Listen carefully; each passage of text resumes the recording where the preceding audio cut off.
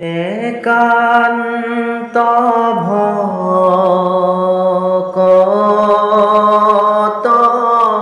হবে নিৰ্গুণ কৃষ্ণ গুণ গাৱে সদা